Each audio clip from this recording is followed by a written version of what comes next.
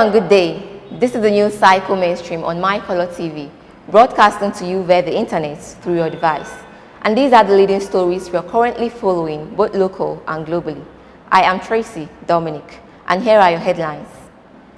Argentina records 100,000 COVID-19 cases.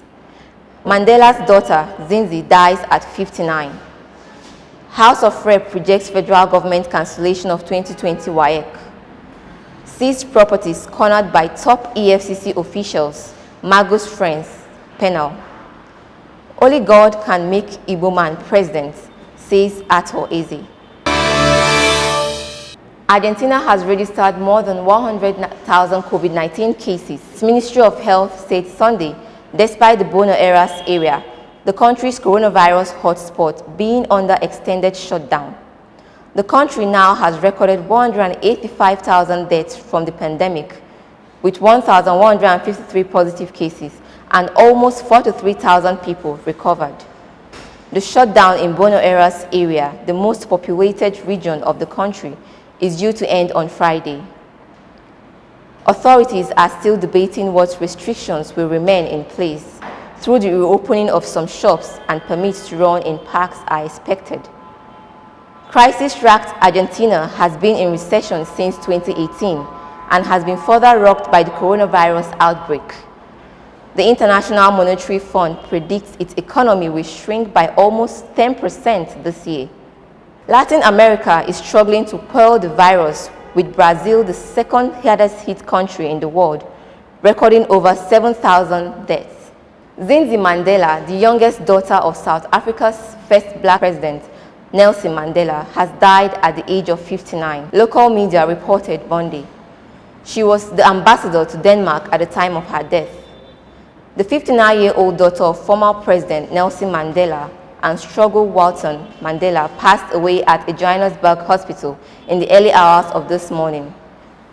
The cause of her death was not immediately revealed. Let's take a short break. NewsCycle returns.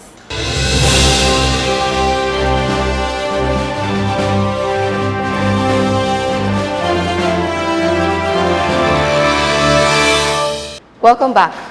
On local news, House of Representatives has disagreed with the federal government on the alleged cancellation of the 2020 West African Senior School Certificate examination due to be conducted soon.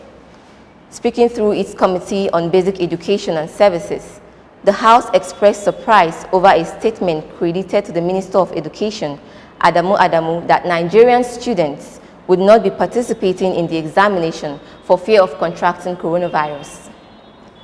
In a press statement signed by the chairman of the House Committee, Honorable Prof. Julius, on Friday in Abuja, the lawmakers stated that the Education Minister did not inform the country if the decision was in agreement with other West African leaders or in consultation with the examination bodies. The House called on the relevant ministers to immediately interface with various state governments and stakeholders in the education sector on how to conduct a hitch-free exercise. The suspected acting chairman of the Economic and Financial Crimes Commission, Mr. Ibrahim Mago, could not give a proper account of missing 332 out of the 836 recovered properties in March 2020. The News Agency of Nigeria reported on Sunday that the latest allegation against the suspended EFCC boss was contained in a report of the Presidential Committee on Audit of Recovered Assets. It also stated that the panel alerts that recovered properties were taken over by some top EFCC officials or sold to Mago's friends and cronies. The news agency had on Saturday reported that the panel, in its report titled Final Report of the Presidential Investigation Committee on the EFCC Federal Government, Recovered Assets and Finances from May 2015 to May 2020. Billionaire oil magnate Ato Eze has said it will take God for an Igbo man to become Nigeria's president. According to him, the Igbo people do not love one another and are not united. Ahead of the 2023 general elections, Eze advised Igbo not to pray for a president of Igbo extraction, but a president who would champion their interests irrespective of his tribe. He spoke to journalists in Anambra State on Sunday during his church service. And these are the current stories we are following on NewsCycle Mainstream here on MyColorTV. Do well to like and follow all our social media platforms at MyColorTV and subscribe to our YouTube channel at MyColorTV. For the NewsCycle production team led by its producer, Chinenye Ora, I am Tracy Dominic. Thank you for watching and have a pleasant week. MyColorTV, life in living color.